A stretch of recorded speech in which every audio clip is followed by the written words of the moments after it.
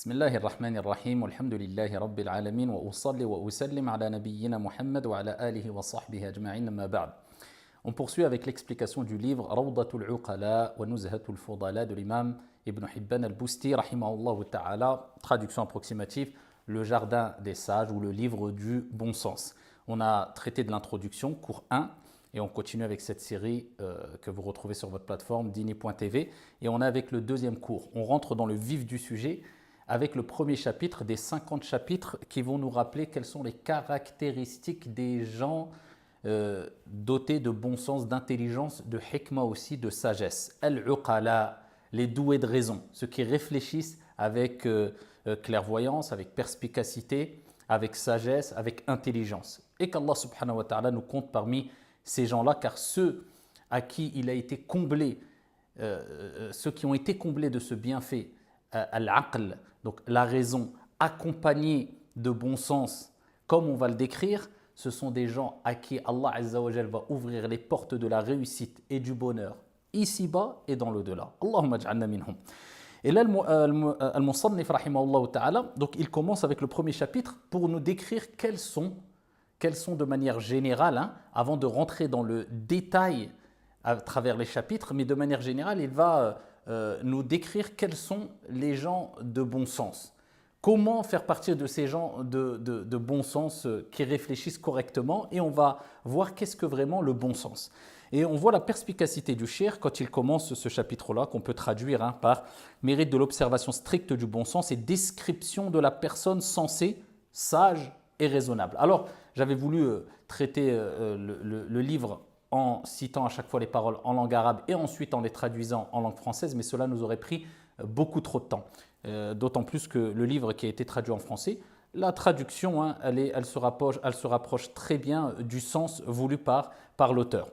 Alors, il commence le Cheikh rahimahullah ta'ala avec un hadith du prophète alayhi salatu wassalam, où le prophète alayhi salatu wassalam nous dit « Allah aime makarimul akhlaq » donc les hautes valeurs morales, et Allah déteste, Allah est l'immoralité.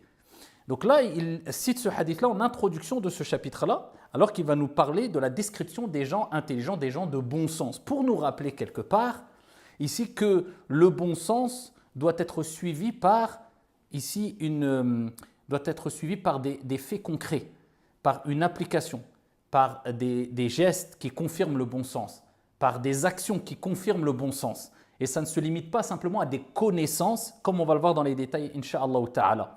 Et parmi les fruits de la personne qui va réfléchir avec bon sens, avec intelligence, avec sagesse, ça sera makarimul akhlaq, les nobles moralités. Et pour nous efforcer à avoir un bon comportement, des hautes moralités, car dans un autre hadith, le prophète alayhi salatu wassalam a dit « Il n'y a rien de plus lourd au jour de la résurrection dans la balance du croyant que min husnil khuluq », que le bon comportement. Donc, ce n'est pas une mince affaire. Et donc, pour nous motiver à cela, il faut toujours se rappeler, quand on est doté, c'est humain, on n'est pas parfait, al-kamal lillahi azza wa jal, eh bien d'un mauvais caractère, d'un mauvais comportement, se dire que de manière générale, Allah déteste les mauvais comportements, les mauvais caractères, l'immoralité. Et il dit à Abu Hatim, rahimahullah ta'ala, ici qu'il ne connaît aucune narration authentique dans la sunna prophétique, de hadith authentique qui parle précisément de al-aql, de la raison. Et par contre, on va citer les caractéristiques des gens doués de raison à travers des hadiths authentiques, comme on le verra, incha'Allah ta'ala. Il dit à Abu Hatim, l'amour des hautes valeurs morales et la haine de l'immoralité est la définition même du bon sens. Celui qui aime les bonnes moralités, les bons caractères, les bons comportements et qui déteste les actes immoraux, les actes qui vont à l'opposé du bon comportement à travers des actes, à travers la langue, à travers la parole, à travers les actions, etc. Eh bien, il dit c'est la définition même du bon sens. Donc, quelqu'un qui est doté de bon sens, c'est celui qui va détester l'acte immoral, des insultes, des mauvais comportements, des mauvaises actions. Celui qui se prétend être une personne raisonnable, de bon sens, et qui adhère aux actes immoraux, qui adhère aux actes qui s'opposent à l'éthique que doit avoir le croyant, le musulman, qui adhère aux personnes qui insultent, des personnes qui disent des grossièretés, des personnes qui calomnient, des personnes qui appellent à l'égarement ouvertement, qui en font même la promotion du péché. Et ils aiment les regarder, ils aiment les entendre, ils aiment les suivre. Donc c'est quelqu'un qui adhère. Donc c'est quelqu'un qui ne déteste pas cela. Donc ça ne peut pas être considéré comme une personne de bon sens. Donc vous voyez que chacun peut avoir sa définition, sa conception du bon sens de manière générale. Hein. On sait très bien que le bon sens, peu importe la confession qu'on a, peu importe la croyance, on se retrouve et on s'accorde sur des comportements qui relèvent du bon sens. D'accord ? Quelqu'un qui va voler, on ne va pas dire c'est quelqu'un qui fait quelque chose de bien, c'est quelqu'un qui mériterait des applaudissements et des éloges. On dira c'est une question de bon sens. On s'accorde sur certaines questions, mais sur d'autres, on ne s'accorde pas. Donc, quelle est ici la référence ? Qu'est-ce qui peut nous permettre que nous faisons partie des personnes de bon sens ou pas ? Eh bien, on a un mode d'emploi. Et ce mode d'emploi, c'est une référence pour nous. Et cette référence, c'est « وَمَا أَتَاكُمُ الرَّسُولُ فَخُذُوهُ » Ce que le prophète vous a donné, prenez-le. C'est les enseignements prophétiques et avant cela, bien sûr, les enseignements et les conseils et les avertissements et les recommandations d'Allah subhanahu wa ta'ala. C'est ça la référence. Parce que si tu ne prends pas cette référence-là, bien automatiquement tu vas prendre une autre référence qui peut être soit tes passions, soit ton âme instigatrice au mal, soit des mauvaises références, etc. Comme on va le voir, incha'Allah ta'ala.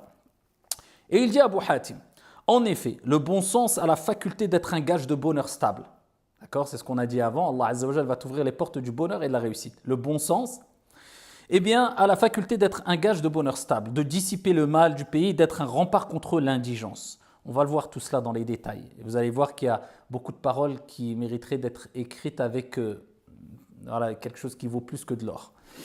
Aucune fortune ne lui est préférable et la foi ne saurait être mature tant que le bon sens ne l'est pas lui-même. Une foi mature est liée au bon sens mature. Donc plus le bon sens s'élève et plus la foi s'élève. Et tout cela, on va le voir dans les détails. Le bon sens désigne quoi ? Ici, il dit le cheikh, la connaissance de la conduite appropriée et la science des erreurs à éviter. Allah, c'est ça le bon sens. C'est la connaissance et la science. Donc il cite la connaissance et la science. Al-ma'rifa wal-ilm. Donc on comprend que le bon sens s'acquiert à travers la science. Le bon sens s'acquiert à travers la connaissance. Donc plus tu vas avoir de connaissances, plus tu vas avoir de science à travers ce que Allah subhanahu wa ta'ala t'a transmis, ainsi que son messager alayhi salatu wassalam, et plus tu seras doté d'intelligence et tu feras partie des gens de bon sens. Mais pas que, on a dit bien sûr qu'il y a la connaissance, la science, mais cela doit être suivi par l'application, par les actions. Sinon, on ne fait pas partie des personnes de bon sens, c'est une question de bon sens. Quelqu'un qui va dire « Je crois en Allah subhanahu wa ta'ala, en mon Seigneur, j'aime mon Seigneur, mais par contre ce que mon Seigneur me dit de faire, que faire ? Je n'ai pas besoin de le faire, je n'ai pas envie de le faire, voilà. » Donc bien sûr, c'est une question de bon sens que de comprendre que si on aime, on prouve son amour à travers les paroles, à travers les actions et à travers une reconnaissance du cœur aussi. Et ça ne peut pas se limiter simplement à une prétention d'une prétendue reconnaissance du cœur. Puisque si on a vraiment cette reconnaissance dans le cœur, cela se manifeste à travers la langue et à travers les actions. C'est une question de bon sens.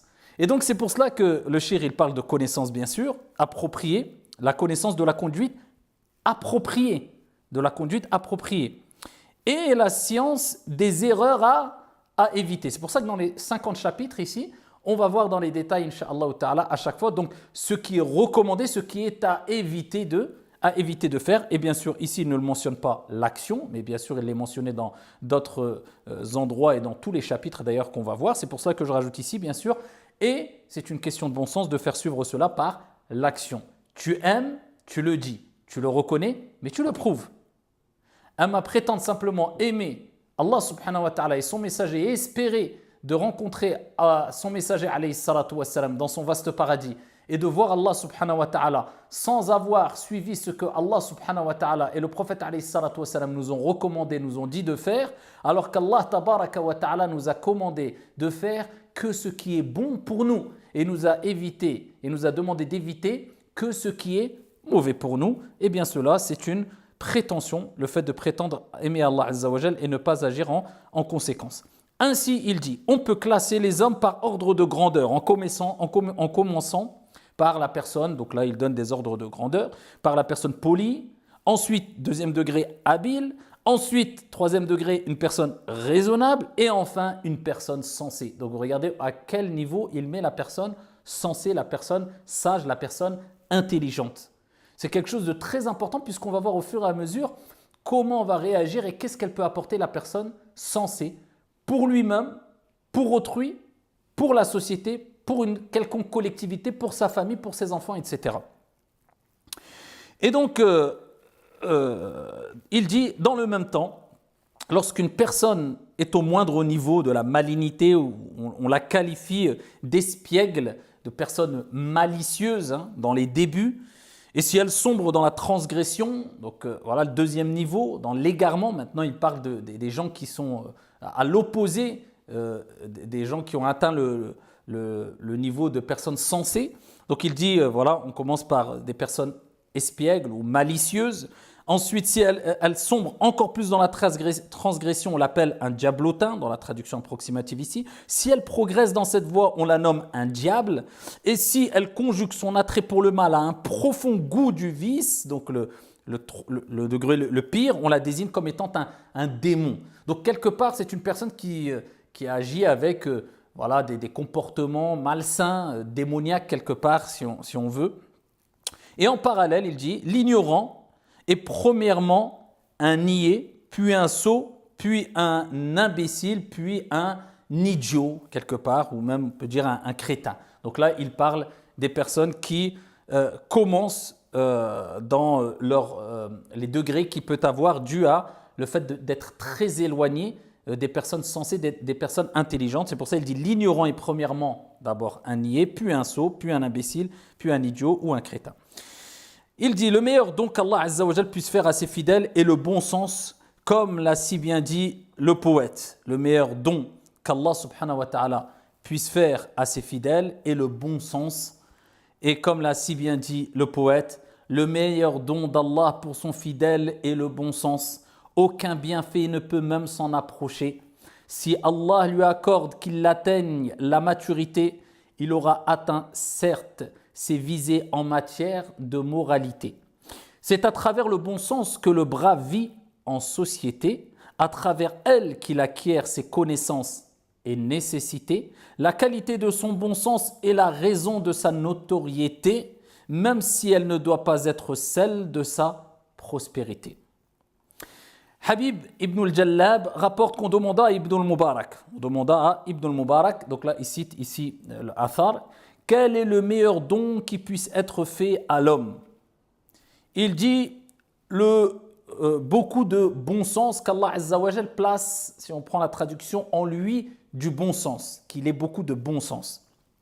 À défaut, reprit-on, ils disent, à défaut, un degré en dessous, le savoir-vivre. Donc vous voyez à chaque fois où il place le bon sens, puisque ton comportement, tes faits, tes gestes vont dépendre du bon sens. Nous avons tous une raison. Et c'est ce qu'on appelle, et c'est ce qu'on va voir, ce qui est matbou' et ce qui est masmou', c'est-à-dire ce qui est inné et ce qui est acquis. Nous avons des qualités innées et acquis. Le bon sens, enfin la raison plutôt, c'est une qualité, c'est un bienfait de Dieu sur nous, c'est quelque chose d'inné. Mais ça ne suffit pas d'avoir cette qualité innée, et on va parler plus dans les détails.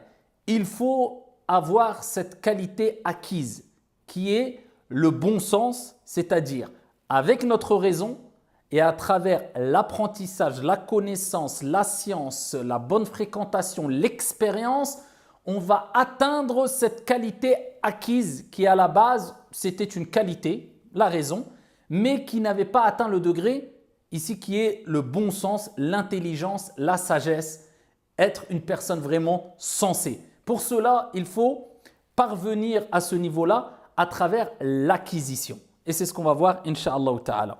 Donc, c'est on va dire, le degré le plus élevé. C'est ce qui met le plus en valeur. Qu'Allah nous compte parmi ces gens intelligents de bon sens.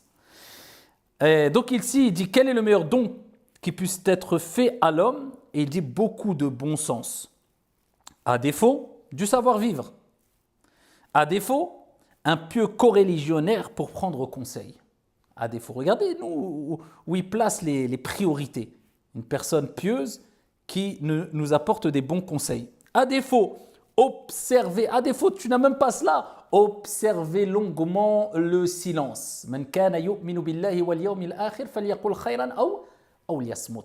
Que celui qui croit en Allah subhanahu wa ta'ala au jour dernier, qu'il dise du bien ou qu'il se taise, comme qala alayhi salatu wassalam.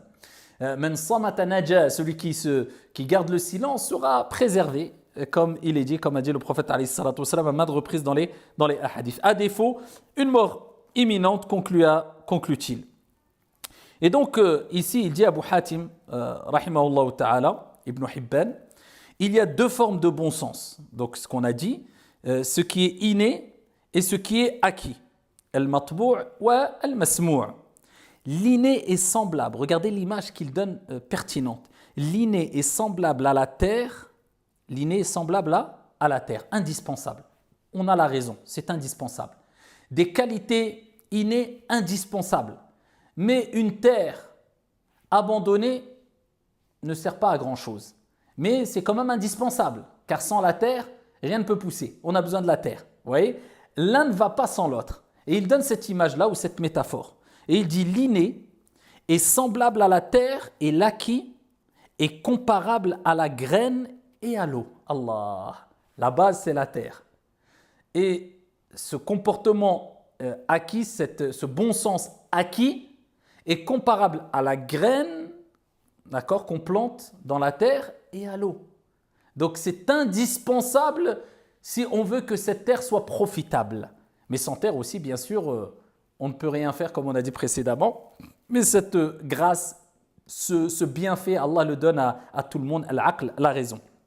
De manière générale, sauf exception bien sûr.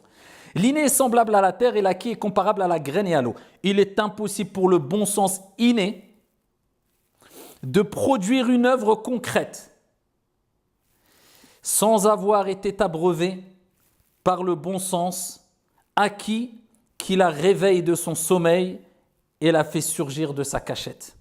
Comme la graine et l'eau font croître de foisonnantes plantes des tréfonds de la terre. Donc on voit ici la belle image et la belle métaphore qu'il donne. C'est pour cela qu'il faut comprendre que avoir ce bienfait de base, caractère inné, ne suffit pas. Il faut le réveiller, il faut l'alimenter, il faut le faire surgir positivement. Il faut en tirer le meilleur. Et pour cela, on a besoin de graines et d'eau. Et c'est ce qu'il a dit, la connaissance, précédemment on a vu, et la science. La connaissance de ton Seigneur Tabaraka wa Ta'ala et la science. Et donc ça, c'est important de manière générale aussi. On peut parler d'autres qualités. Il y a des gens qui ont des qualités innées. D'accord ? On a tous un peu de courage.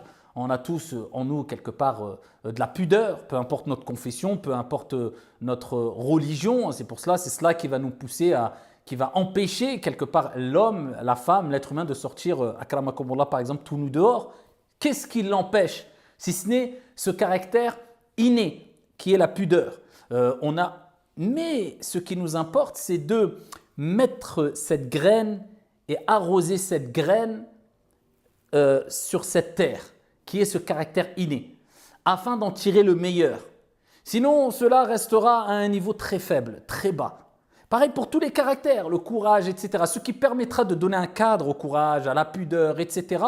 Et ce qui permettra de faire émerger le meilleur de ce caractère inné et de faire pousser les plus belles des plantes, si on prend cette image ou cette métaphore.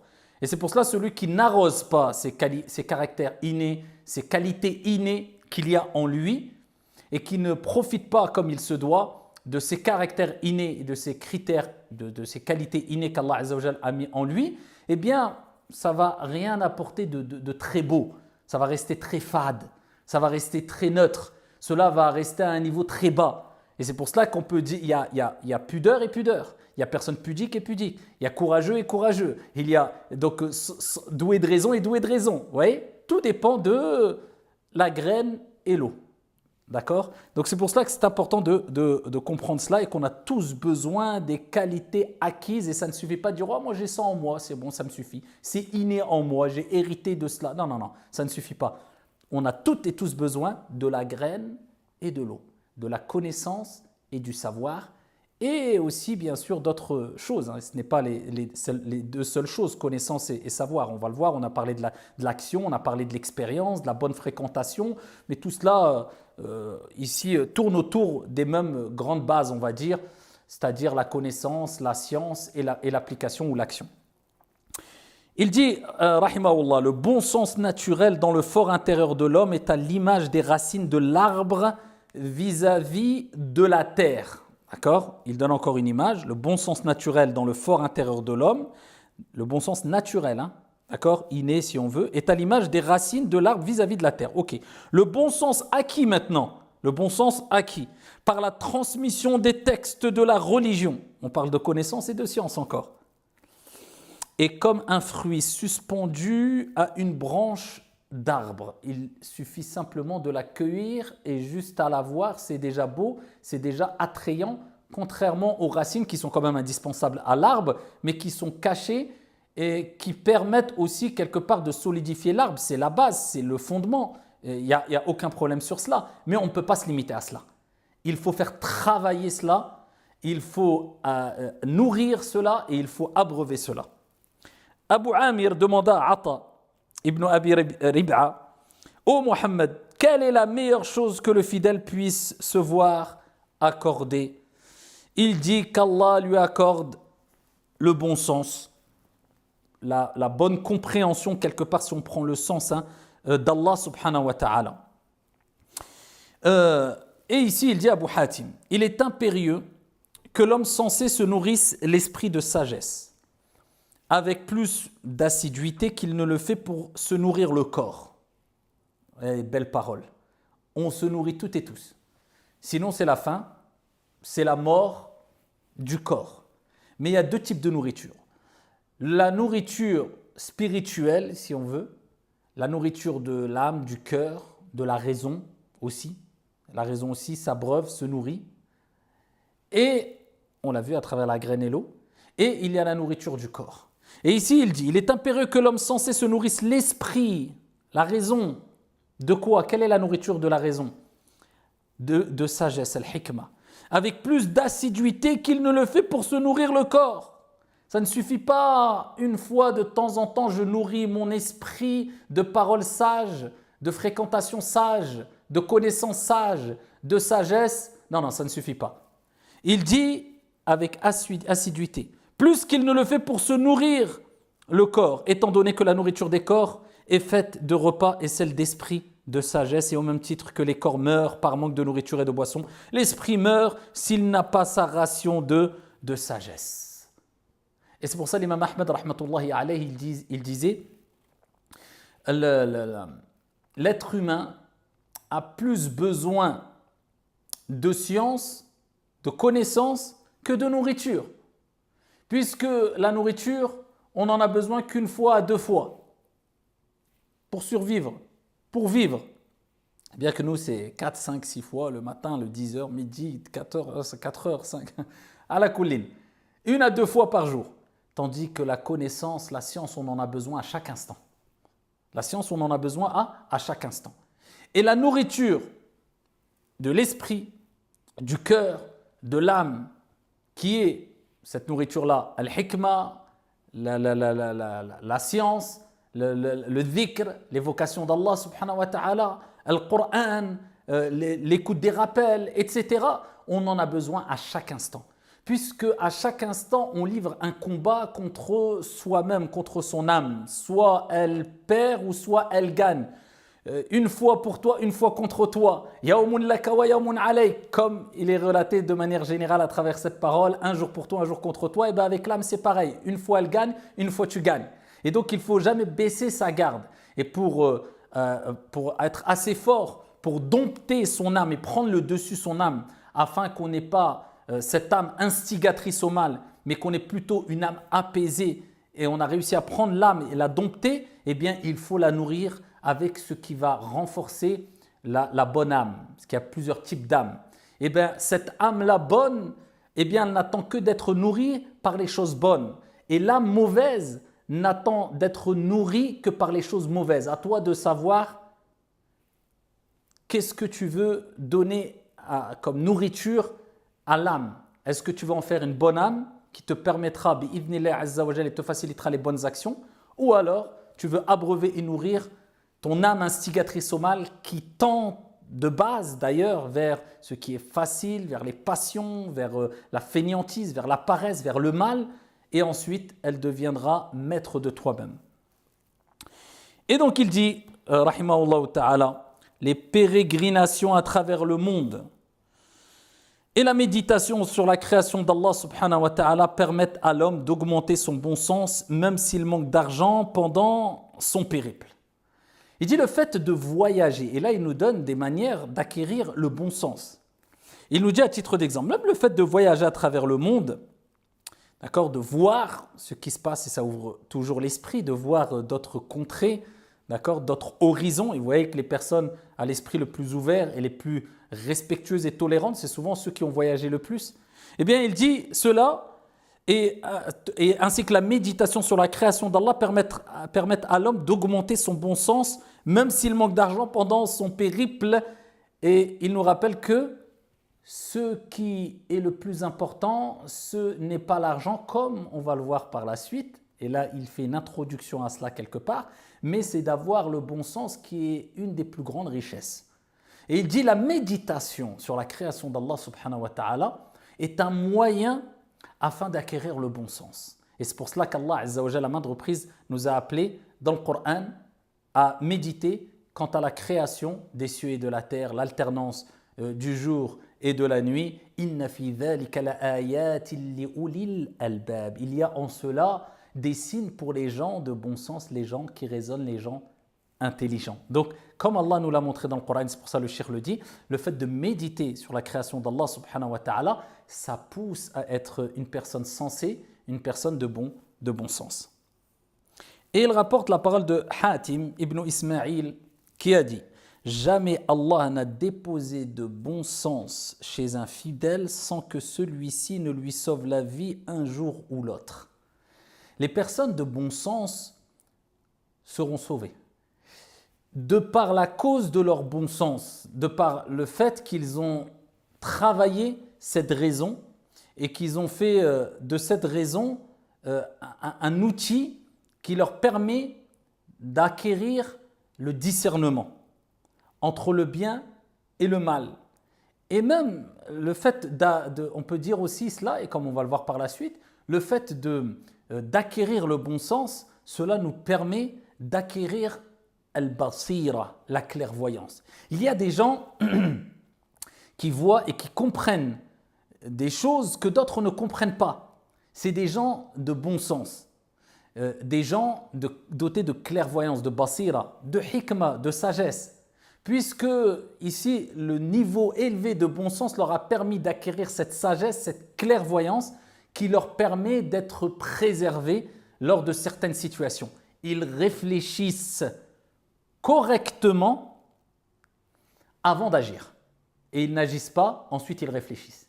Mais ils réfléchissent correctement, parce qu'ils réfléchissent avec la raison, mais pas n'importe quelle raison ou degré de raison, avec une raison qui a atteint un certain degré de perspicacité, de clairvoyance, parce que la personne a fait le travail qu'il fallait pour qu'elle atteigne ce niveau-là. Ce sont ceux-là vraiment les personnes intelligentes, et un jour ou un autre, eh bien, cela te préservera. Et il dit à Abu Hatim, al-Musannif, rahimahullah ta'ala, le bon sens est le remède des cœurs. Le bon sens est le remède des cœurs. La monture des dévots, des paroles magnifiques. La monture des dévots.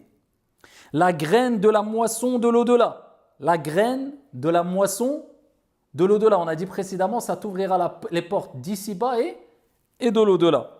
La couronne des croyants dans le bas monde, puisque cela va t'embellir, la couronne, puisque cela va t'embellir. Le fait d'être une personne clairvoyante, une personne de bon sens, cela embellit la personne. Cela aspire le respect.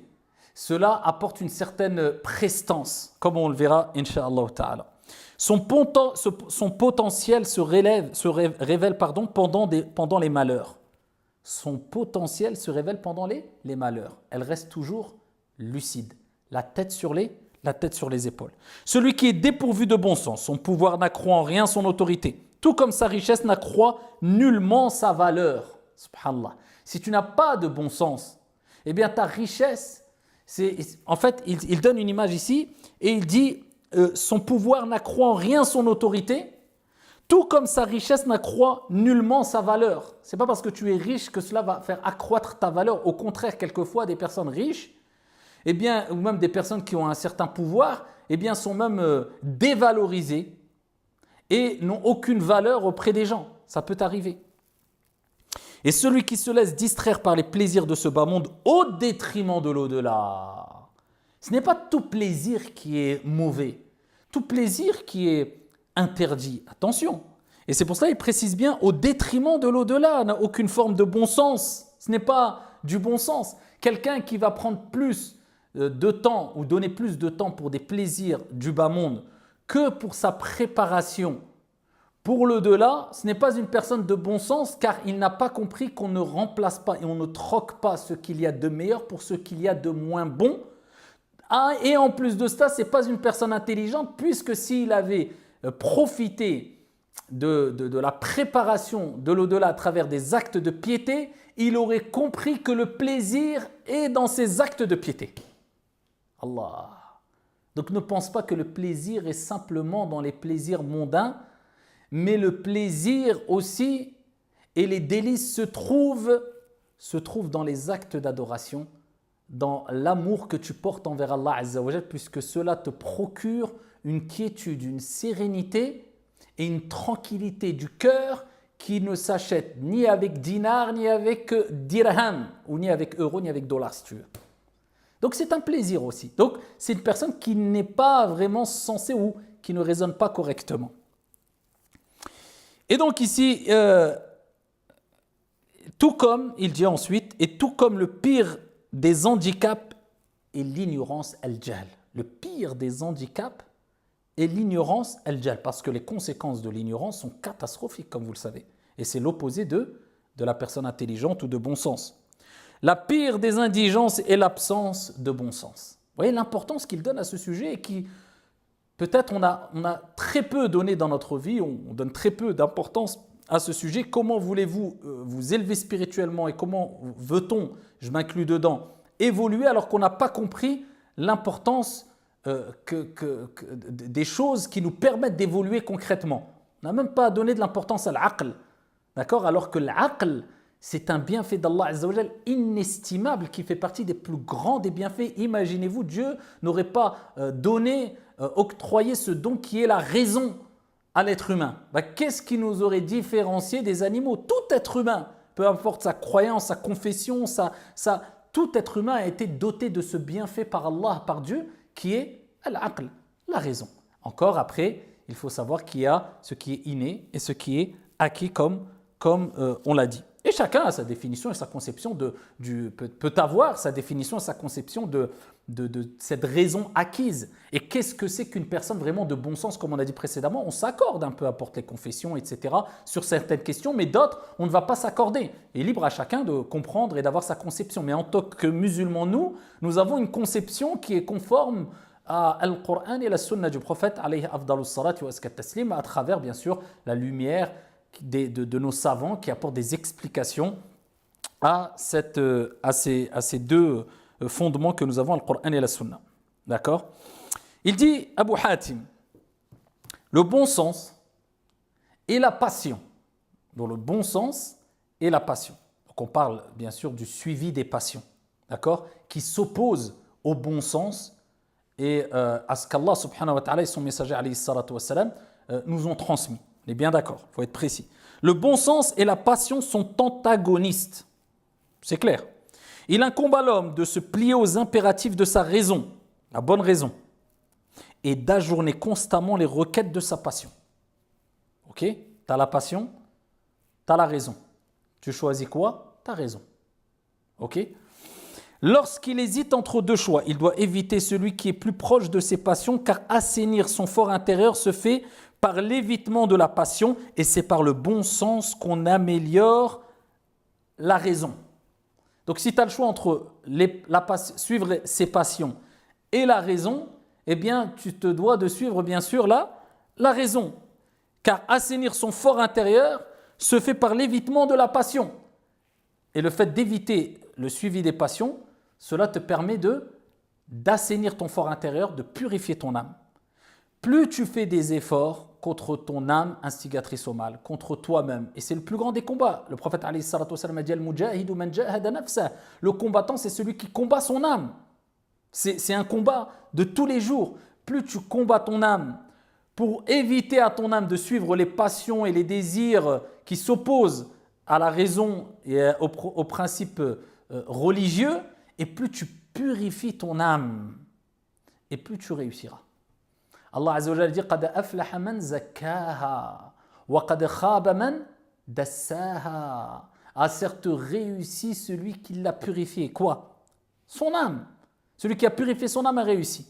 D'accord? Wa qad khaba man dassaha, contrairement à celui qui l'aura corrompu.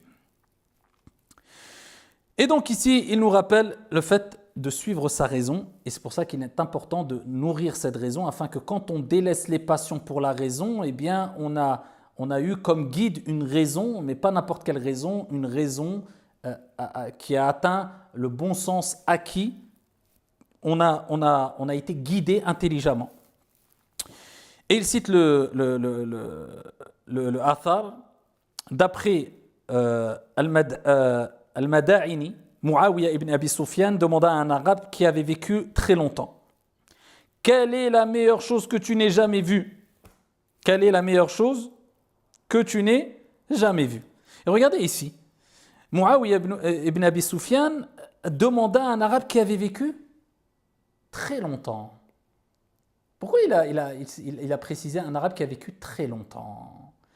Parce que la sagesse s'acquiert beaucoup avec l'expérience. Et quand tu n'as pas l'expérience, va chercher l'expérience chez les gens sages. Les gens sages, ce sont ceux qui ont eu beaucoup d'expérience. Et en général, ceux qui ont eu beaucoup d'expérience, ce sont ceux qui t'ont devancé en âge. Et c'est pour cela qu'on trouve souvent que les personnes les plus sages, ce sont les personnes les plus âgées. Et d'où l'importance de toujours prendre en considération les conseils venant de celui qui est plus âgé que toi, ne serait-ce que d'une année. Alors attention, tu peux avoir beaucoup d'expérience, accumuler beaucoup d'expérience et beaucoup de sagesse en étant plus jeune qu'une autre personne. Mais en général, celui qui a vécu plus longtemps, a vécu plus de choses, a acquis plus d'expérience. Et c'est chez ceux-là qu'on trouve souvent le plus de sagesse. Et c'est pour ça que, par exemple, quand on voit les âges qui sont mentionnés à travers le Coran et la Sunna, particulièrement l'âge de 40 ans, qui est, voilà, on va dire, le point culminant avant la redescente, d'accord, on arrive au summum de la pleine maturité et d'ailleurs de la pleine période de jeunesse, on va dire, à 40 ans, et ensuite, on ne fait que redescendre. Ça y est, 40 ans, khlas, tu ne fais que redescendre. Ça y est, tu rentres dans la deuxième partie de ta vie qui est la vieillesse, bon gré, mal gré. Et on appelle l'âge de 40 ans aussi l'âge de la sagesse. C'est pour cela que le prophète alayhi salatu wa salam, il a reçu la révélation à 40 ans. Donc on voit les prophètes, souvent c'était cet âge-là où ils avaient acquis cette pleine sagesse. Et donc on voit que 40 ans, voilà, c'est un âge de sagesse, puisque 40 années déjà, c'est beaucoup d'années de vie, et tu as accumulé beaucoup d'expérience quand même. Tu as terminé toute cette phase d'enfance, d'adolescence, entre guillemets, de jeunesse, etc. Donc ça y est, tu vas maintenant tu retournes vers la faiblesse. D'accord? Et donc c'est pour cela que c'est toujours important d'aller consulter et d'aller prendre conseil chez les personnes âgées. Un esprit sain, il dit, rahimahullah ta'ala, Abu Hatim, en quête de grandeur d'âme, agrémentée d'une crainte révérentielle et d'une quête de l'au-delà, répondit-il. Non, afwan, donc ici on est toujours dans le athar, pardon. Donc ici, Abu Sufyan demanda à un arabe qui avait vécu très longtemps: quelle est la meilleure chose que tu n'aies jamais vue? D'accord? Il dit un esprit saint en quête de grandeur d'âme, agrémenté d'une crainte révérentielle, agrémenté d'une crainte révérentielle. Ce n'est pas simplement ici le fait d'avoir une grandeur d'âme ou du bon sens. Non, non, il y a d'autres choses et paramètres qui viennent et qui doivent suivre et doivent découler de cela. Agrémenté d'une crainte révérentielle et d'une quête de l'au-delà, répondit-il. Abdelaziz ibn Suleyman a entonné ces vers. Il dit, si le bon sens de l'homme est au sommet, il arrive à maturité. On a parlé de la pleine maturité. Il est une source de bienfaits et atteint l'âge de la plénitude.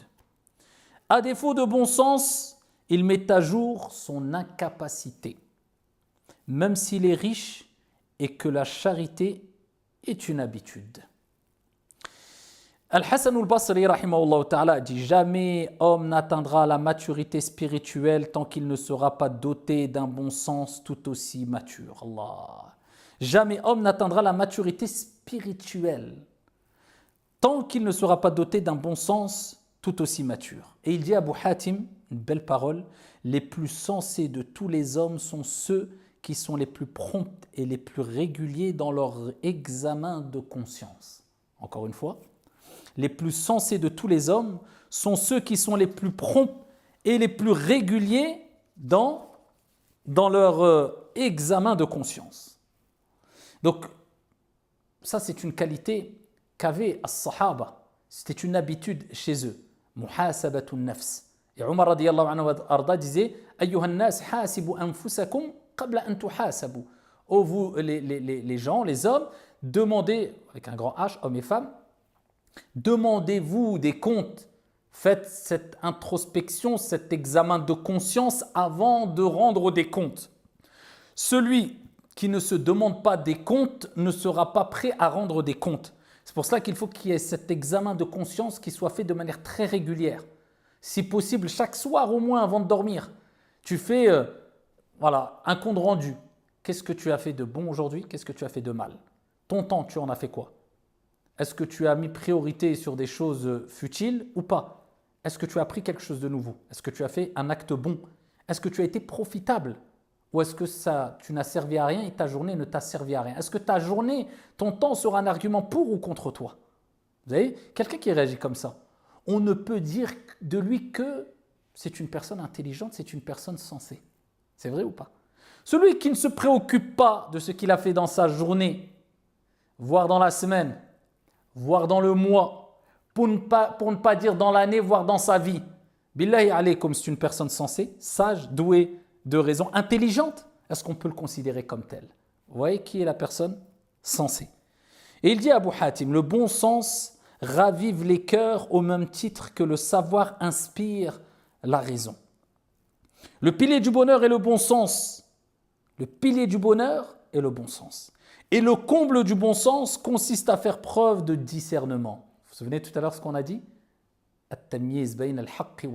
La distinction entre al-furqan, entre le bien et le mal. C'est ça, le discernement. Si le bon sens était matérialisé, si le bon sens, on voulait le matérialiser, le voir concrètement, il dit, il brillerait à faire pâlir le soleil. Allah, c'est une qualité énorme. Et c'est pour ça que les gens de bon sens reflètent une certaine prestance et une certaine beauté, tel le soleil. Si le bon sens était matérialisé, il brillerait à faire pâlir le soleil. Dans tous les cas, on espère toujours bénéficier de la proximité d'une personne sensée, tout comme on redoute le mal de la proximité d'un ignorant, puisque ça va influencer sur ton comportement et sur ta raison. Pour cela, il faut toujours essayer de chercher à avoir comme fréquentation les personnes les plus sensées, les plus intelligentes, puisque cela va se répercuter sur toi. Et vous allez voir ici l'importance qu'il donnait à cela, ici ceux qui nous ont précédés. Une personne sensée, il dit Abu Hatim, donc Ibn Hibban al-Busti, ne doit pas déprimer, avoir cette angoisse, ces soucis, d'accord, al-gham ou al-ham, car la dépression est inutile. La personne sensée, intelligente, doit comprendre des choses, comme le fait de comprendre que s'attrister et déprimer ne résoudront jamais les problèmes, pire encore, ne feront qu'accumuler les problèmes. Si tu sais concrètement et tu prends conscience de cela, que le fait quand il t'arrive un problème, le fait de t'attrister, quand il t'arrive une épreuve, le fait de t'attrister, voire de déprimer, ça va aggraver le problème dans lequel tu es. Est-ce que c'est être une personne de bon sens, intelligente, sage, que de prendre la voie de la tristesse et de la dépression, alors que tu sais pertinemment que ça ne va rien arranger, pire encore, ça va ne faire qu'aggraver les choses. Vous voyez, c'est pour cela que la personne doit toujours réfléchir, prendre un temps, mesurer l'impact et les conséquences de ses actions et prendre conscience que certaines choses ne sont pas la solution. Et parmi ces choses-là, la déprime, la tristesse, se remémorer le mal qu'on a pu faire ou les erreurs pour se renfermer sur soi-même et déprimer, ça n'apportera rien. Donc autant aller de l'avant. C'est facile à dire, c'est dur à faire. Mais il faut encore, au moins c'est la première étape, en prendre conscience. Et le pilier du bonheur, une personne sensée ne doit pas déprimer car la dépression est inutile. Et si elle devient régulière, elle finit par altérer le bon sens, de prendre cette mauvaise habitude. D'accord ? Elle ne doit pas non plus s'attrister car la tristesse ne prémunit pas contre le malheur. C'est ce qu'on a dit. Depuis quand la tristesse, ça résout les problèmes ? Et ça a résolu plutôt, les problèmes et les malheurs. Depuis quand ? Toute personne sensée sait que, bien sûr, ça va pas résoudre les problèmes. Donc, pourquoi s'attrister ? Donc, en tout cas, faire l'effort pour minimiser, d'accord, cet attristement, cette angoisse, cette forme de dépression, si minime soit-elle, puisque ça ne fait qu'aggraver les choses, car la tristesse ne prémunit pas contre le malheur, et à la longue, elle diminue le bon sens. Et à la longue, elle diminue le bon sens. Et il dit à Abu Hatim une belle parole. Une personne sensée vaine, une personne sensée vainc la maladie avant d'en être éprouvée. Et il dit, elle est prévoyante afin d'éviter de tomber dans l'erreur. Et même si elle tombe dedans, elle fait preuve de contentement et de patience. Allah. Voilà la personne de bon sens, la personne sensée. Ici, elle vainc la maladie avant d'en être éprouvée. C'est-à-dire qu'elle prend ses précautions avant de tomber dans la maladie. Mieux vaut prévenir que guérir. Elle n'attend pas que le mal lui tombe dessus pour essayer de réagir en conséquence. La personne intelligente, elle agit avec clairvoyance. C'est ce qu'on a dit, le basira. Elle agit avec lucidité. Elle agit avec hikmah. Et al-hikmah, comme l'a dit Ibn al-Qayyim, c'est fi'lu ma yanbaghi ala al-wajhi alladhi yanbaghi wa fi al-waqti alladhi yanbaghi. C'est de faire quelque part ce qu'il convient, de la manière qu'il convient, au moment qu'il convient. C'est-à-dire, elle sait comment et quand réagir et elle sait prendre les devants et prévenir le mal à travers ses actions. Elle réfléchit, non mais si je fais ça, eh bien voilà les conséquences. Et c'est ce qu'on appelle fiqhul ma'alat aussi. On regarde les conséquences dans ce qu'on fait. C'est pour cela que la personne bête, idiote, c'est que même quand elle va agir dans la religion, même dans la prédication, même dans la da'wa, elle ne va pas réfléchir aux conséquences. Elle va lâcher, voilà. Oui, c'est une vérité, c'est une vérité, c'est une vérité. C'est la vérité, c'est la vérité, c'est la vérité. C'est une chose que... Mais ça ne se passe pas comme ça. Ici, on regarde la conséquence de nos actions. Est-ce qu'on agit avec sagesse ? Est-ce que c'est le moment de dire cela de la manière et envers la personne, etc., etc. On prend en considération la personne qui est en face de nous. Quel niveau elle a ? Donc voilà, c'est tout un art. C'est la hikmah, c'est le bon sens, c'est l'intelligence. Et donc, ici, il donne l'exemple de la personne, elle va éviter les causes qui vont le faire tomber dans le mal, dans la maladie ou autre. Et si elle est amenée à être dans ce mal-là, tomber dans ce mal-là, à être éprouvée, eh bien à ce moment-là, la personne de bon sens, raisonnable, sage, perspicace, qui a compris que tout vient d'Allah subhanahu wa ta'ala et qu'Allah azza wa jal, sa parole est vérité. Et c'est lui qui a dit arrivera si ce n'est ce qu'Allah azza wa jal a décrété pour nous. Il sait que tout vient d'Allah azza wa jal, ce qui est arrivé, Allah l'a décrété. Donc celui-là, eh bien, saura agir avec avec patience et avec contentement. Contentement en disant Alhamdulillah, avec patience, c'est-à-dire il ne se plaint pas et il accepte l'épreuve. Et il dit à Abu Hatim, une personne sensée veille autant que possible à ne jamais effrayer son prochain, ni à être elle-même effrayée. D'accord? Allah Azza wa Jalla dit ne les craignez pas, wa khafuni in kuntum mu'minin, et craignez-moi. Donc c'est-à-dire elle va éviter d'être dans la peur à chaque fois. Qu'est-ce qui va m'arriver demain? Qu'est-ce qu'un tel va me faire? Non, la personne sensée, elle sait que tout vient d'Allah subhanahu wa ta'ala, et celui qui est hafidh, et al-hafidh, c'est Allah subhanahu wa ta'ala, celui qui préserve, celui qui protège, il s'en remet à Allah subhanahu wa ta'ala, et de même, il n'effraie pas autrui. Il ne fait pas peur à autrui. On n'est même pas dans « je le frappe pas, je le violente pas, je l'agresse pas ». Non, non, cela c'est clair, ce n'est pas bon. Mais juste d'effrayer une personne, non, il ne le fait pas, la personne sensée. Si elle craint l'humiliation pour sa propre personne, elle est prête à dépenser ses biens les plus précieux en veillant à ne jamais tomber dans la dépendance, car la décence est l'épicentre du bon sens. Car la décence est l'épicentre du bon sens. Pour lui, se préserver son honneur, préserver son image, ne pas tomber dans n'importe quelle situation qui le pousserait à être humilié et de tomber dans l'humiliation, eh bien il serait prêt à donner n'importe quoi parmi ses biens pour éviter cela. Pourquoi? Parce que la personne sensée, elle sait que ce qui a plus de valeur, c'est la dignité, c'est l'image de la personne, plus de valeur que des biens et que de l'argent. Et on tombe dans l'humiliation en général à travers l'égarement, à travers le péché.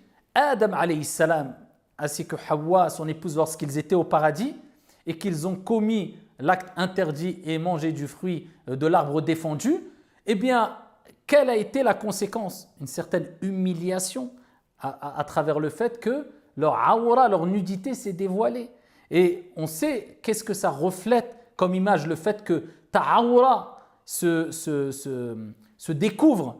C'est une humiliation. Imagine-toi, tu es devant n'importe qui et ta nudité se dévoile. Donc, tu serais dans une situation humiliante. Et donc, ça nous rappelle une grande leçon. C'est que le fait de désobéir à Allah subhanahu wa ta'ala, de commettre des péchés, cela te fait tomber à un moment ou à un autre dans une certaine humiliation. C'est pour cela que les gens qui répètent beaucoup les péchés sont souvent scandalisés par Allah subhanahu wa ta'ala. Allah c'est as-sittir, celui qui couvre énormément. Ce n'est pas celui qui couvre les péchés. As-sittir, quand on regarde al-wazn, le shem, c'est pour nous rappeler que c'est quelqu'un qui couvre. Astaghfirullah. C'est Allah subhanahu wa ta'ala couvre énormément. Ce n'est pas il couvre un peu, il couvre énormément les péchés. D'accord? Mais si la personne est dévoilée, c'est qu'il a persisté énormément dans le péché. Et là, à ce moment-là, Allah Azza wa Jalla, il scandalise. Et quand il scandalise, il l'humilie. Et l'humiliation, c'est une conséquence du péché répété qu'Allah Azza wa Jalla nous en préserve. Et on continuera, Inch'Allah ta'ala, et on terminera ce chapitre sur les personnes dotées de bon sens dans le prochain épisode. Bihawlillahi Azza wa Jalla. Barakallahu fina wa fikum. Walhamdulillahi Rabbil Alamin.